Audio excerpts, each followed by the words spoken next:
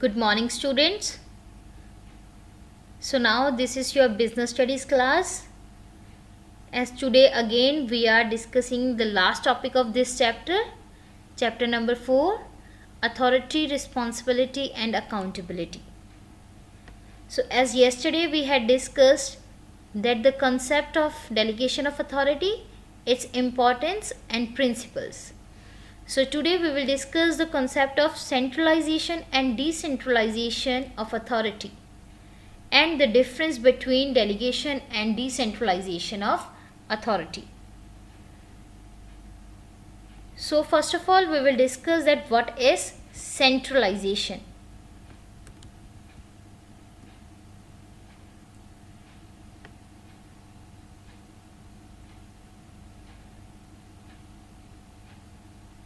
Hello students, hope you were well and working hard to achieve your goals. So as we had started our chapter number 4, authority, responsibility and accountability. In this chapter we had discussed yesterday that the concept of delegation of authority, its importance and principles. So today we will discuss the last two topics of these chapters. The last two topics of this chapter is the concept of centralization and decentralization of authority and the difference between delegation and decentralization of authority. So first of all we will discuss that what is centralization. For example, like fast food businesses like Burger King, Pizza Hut, McDonald's, these are the companies or these are the food businesses that use centralized structure so that they can ensure that the control is maintained over their thousands of outlets. Likewise, there are another examples of centralization like general stores, grocery shops, confectionery, shoes. These are the shops that we are seeing in our neighborhood areas where there is only one person who handles the business, who purchase the goods, who produce the goods, who sell the goods, who again advertise their products also. So that means the only one person has a control in his business and that control is called as a centralization. Likewise, the another examples that we had discussed in the previous slide like Burger King, Pizza Hut, McDonald's. Likewise, Microsoft is a clear example of centralized company. Then the next example is Apple. Apple phone is also an example that is of centralized organization. Means the control is in the hands of only one person who is the owner of the business. Likewise, Reliance Industries. So these are some examples of centralization. So now we will discuss the meaning of centralization. Like centralization means a process of assigning all the decision making powers and authorities in the hand of a few people in an organization. It is common in case of sole trading concerns.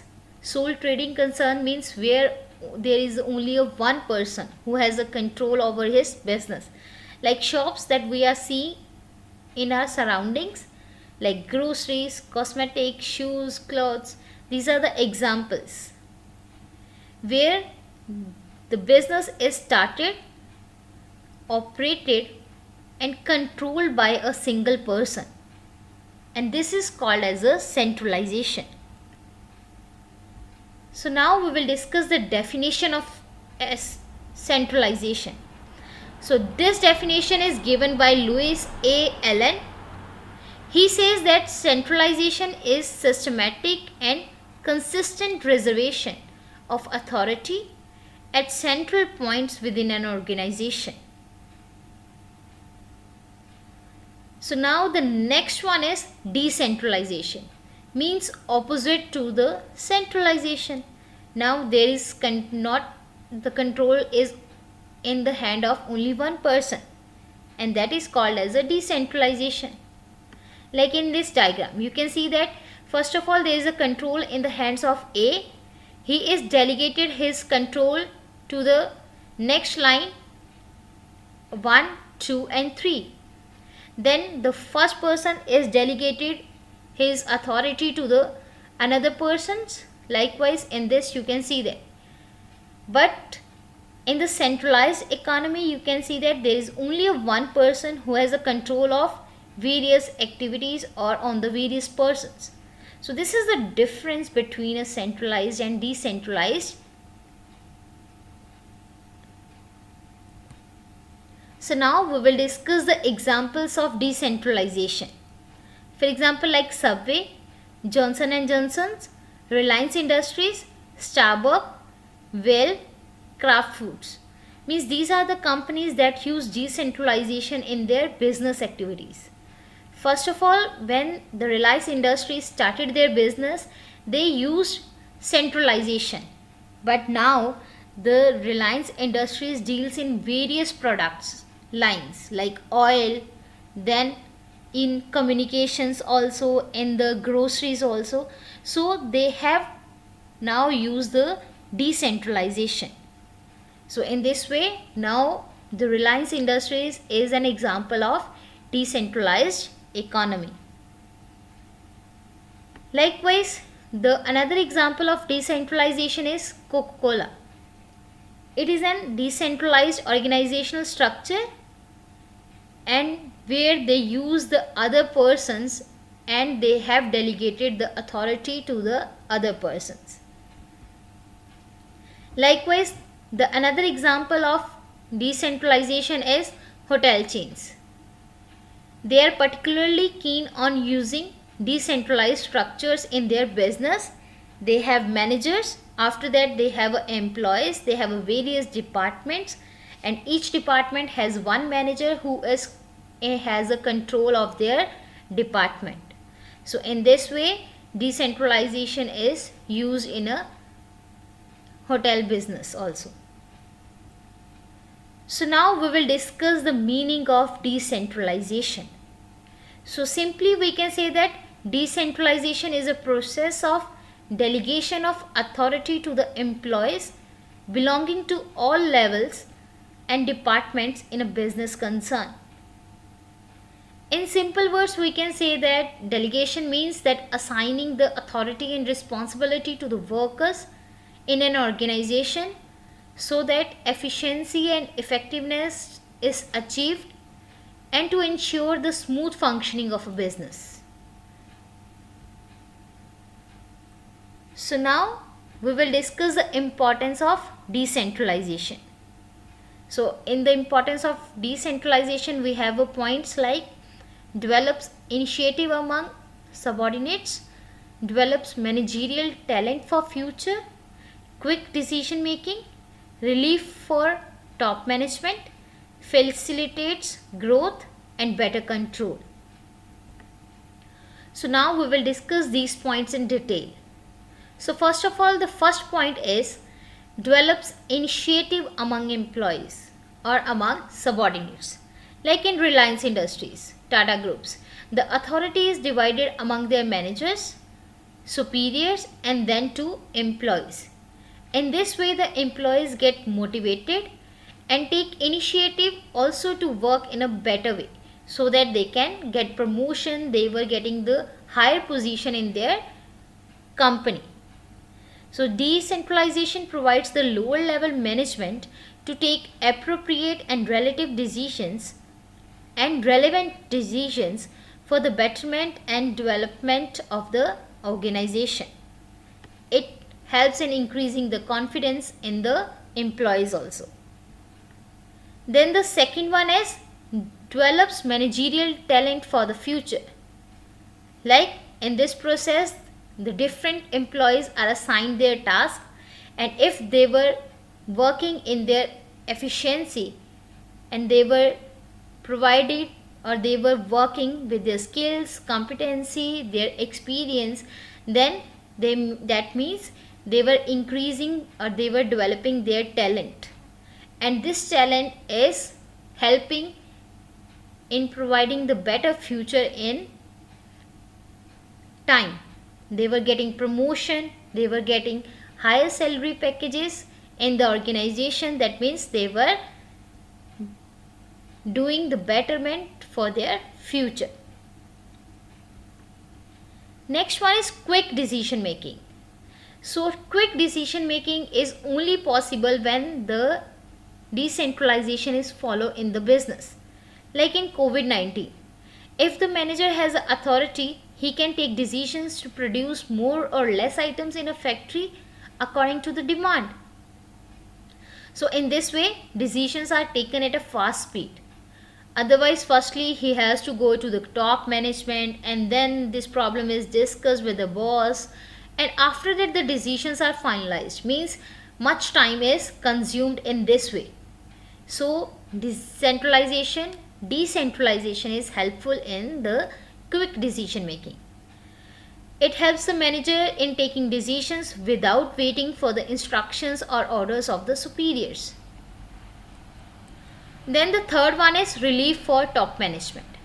Means now the top management don't have to panic all the problems. Like in every business, lot of problems are faced by the employees and employers, like strikes, lockout, shortage of material, power cuts, right? So if all the problems have to be discussed at the top level management, that it is just like increasing the burden of the top management, because these problems can be well managed by the managers or employees or the employees who are in charge. So if there is a decentralization, that means the top management is relieved from the small work. So decentralization reduces the excessive work done, a work burden and pressure from the top level executives in the business. Then the next importance of decentralization is facilitates growth. So in business, a production manager has to control 20 employees.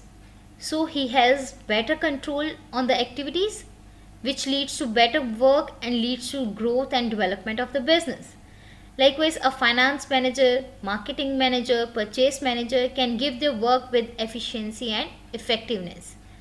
So simply we can say that decentralization ensures division of work, authority, responsibility and accountability. And in this way, what the businessmen get? Efficiency and effectiveness in work and the fulfillment of their objectives. Then the fifth point of importance of decentralization is better control. Like for example, if 10 employees are under control of one manager, then the work can be done efficiently and with effectiveness.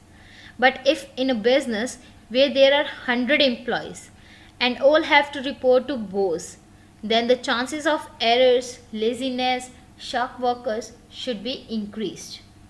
So in this way, decentralization leads to better control of activities in an organization. Means decentralization helps in the contribution of individuals and departments towards achievement of the organizational goals separately. So now we will discuss the difference between delegation and decentralization. First of all, there is a meaning that describes that how the delegation is different from decentralization. So delegation is just regarded as a process of giving authority and responsibility to the subordinates. But decentralization is a process of delegating authority and responsibility to employees related to different levels and different departments in an organization. Then the second one is nature. So it is compulsory policy or act performed by the management, because one person cannot do all the tasks in the business. But on the other hand, we can say that in the decentralization, it is an optional policy or a technique adopted by some of the organizations. Then the third point of delegation or the decentralization difference is purpose. So delegation, it is a process adopted by the management for the purpose of reducing the work done of top level executives. On the other hand, the decentralization has a primary purpose to provide more autonomy and freedom to the employees. Then the next point of difference is freedom to work or freedom of work. So in the process of delegation, authority and responsibility are delegated to subordinates, but they have to work under the supervision of supervisor or the manager. But on the other hand, in the decentralization, it provides more freedom of work or the action to the workers due to the periodical performance appraisal system in place of continuous supervision. Then there is a point that is status. So delegation is considered as a routine function, but delegation or the decentralization, it is a policy decision, means the policy should be changed, then the decentralization is followed in the business. Then the last point of difference of delegation and decentralization is level of authority. So in this process, authority is basically divided into two groups, namely superior and subordinate. On the other hand, in the decentralization, authority is delegated or distributed among different levels of management, like top level, middle level or lower level. Then there are some 2 points are there also that provides the difference in between a delegation and decentralization. So that are, first one is scope. Means the scope is narrow or limited in case of delegation, but decentralization has a wider scope, because in the decentralization the more activities or delegation is the part of the decentralization. Then the last point of difference of delegation of authority and decentralization is authority is granted on temporary basis for completion of a specific task or job in case of delegation. On the other hand, authority is given on permanent basis in case of decentralization. So these are the points of difference which indicates that delegation is smaller concept or the narrow concept as compared to the decentralization, because decentralization is changing the policy of the company or the business from the centralization to the decentralization, but delegation is simply just dividing the work from the managers to the employers, employers to the employees, employees to the workers. In this way, just we are dividing the work only. So today we had discussed the centralization, decentralization, its importance, and then the difference between delegation and decentralization. So now you have to write your question answers. So your first question is, decentralization is an optional policy. Explain why an organization would choose to be decentralized. Then your second question is, distinguish between centralization and decentralization. So now go through the other YouTube links also, so that you can get the better knowledge of these concepts, that are centralization, decentralization, delegation of authority, and you are able to write the answer of these questions.